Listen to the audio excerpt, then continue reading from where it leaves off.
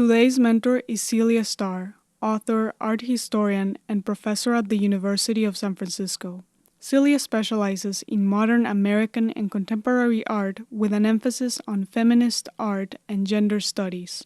She's the author of the book Frida in America, a book that focuses on Frida Kahlo's personal and creative awakening while living in San Francisco, Detroit, and New York during the Great Depression. For more information about the book, go to fridakahlojourney.com. This is Celia's advice. My advice is to not underestimate the power of the creative mind. Don't ignore your creativity or your ability to imagine something that hasn't come into a physical form yet.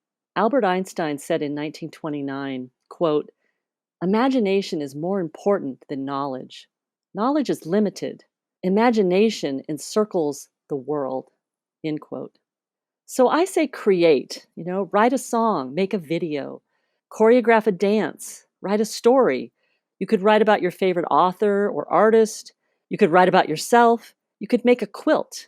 You could create a garden. You could paint a design on your bedroom wall. The possibilities are endless. Rather than focusing on what you can't create, focus on what you can create. It might seem insignificant, impossible, or difficult, but something magical begins to happen when we put our focus on an idea, a project, a feeling, an image. It grows, it morphs, and it develops into something you might not even have seen coming.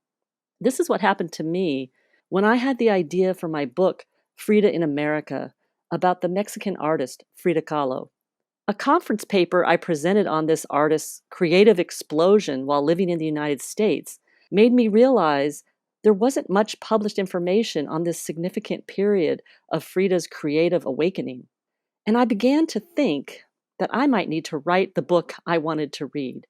I actually resisted the idea at first. Too much work, I thought. But this idea really grew inside of me. I'm a visual person, so strictly speaking, the images grew within my mind's eye. I saw Frida on a train crossing the border from Mexico into California and then getting off in San Francisco. I saw her painting, saw her witnessing the extreme poverty in contrast to the extreme wealth while in New York, saw her melting into a ball of pain while in Detroit, but then rising like a phoenix with extraordinary creative powers afterwards. I saw her facial expressions, her unique walk, her hearty laugh, her mischievous twinkling eyes, her hand moving across the canvas. I saw images as if they were a trailer for a film.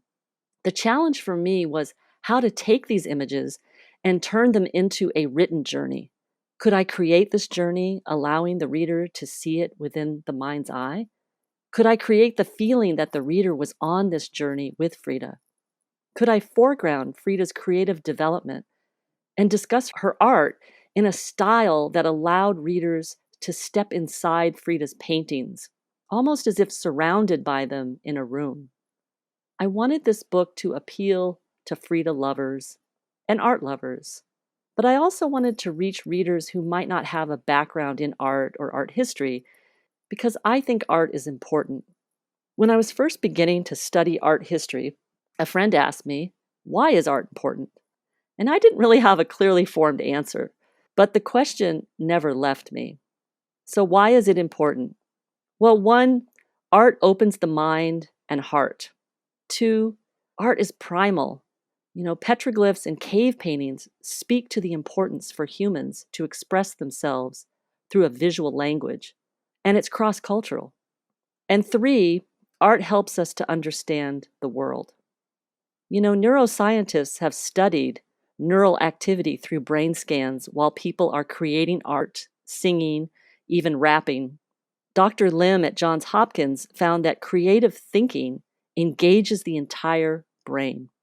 Even looking at art engages the brain in similar ways to creating it. And it's good for the brain. It maintains its neuroplasticity. The more active and engaged we are with creative thinking, the better we maintain the plasticity of our brains, which means our brains retain mental agility even into old age. So, I agree with Einstein that imagination is more important than knowledge. Because knowledge allows us to learn something, but imagination allows us to create something new with that knowledge, or even something powerful, like, for example, Van Gogh's Starry Night. The artist had carefully observed the early morning and night sky. He had an intimate knowledge of it, but the way he imagined it on canvas was completely new, and it forever changed how people viewed a darkened sky. It's alive with pulsating, swirling light. Frida Kahlo achieved a similar feat with her painting Henry Ford Hospital. She took a common experience for women, a miscarriage, and imagined it as an otherworldly, solitary, bloody, industrialized, and painful experience. In this act of creation, she drew upon a highly personal incident, but transformed it into an image that would go on to speak to women across cultures who have expressed having had a visceral response to the painting. Both Van Gogh's and Kahlo's art affect viewers on a deep emotional level. These intense responses speak to the reciprocal relationship between artist and viewer. You don't have to create a masterpiece to engage your creative mind. You can also fully experience one. So, in addition to creating something, go look at art. Go online, go find a book, go to the streets, go to a museum, go to a gallery. There are numerous possibilities. As Einstein put it, imagination encircles the world. That's it. Subscribe to the podcast on Apple Podcasts, Spotify, or wherever you get your podcasts.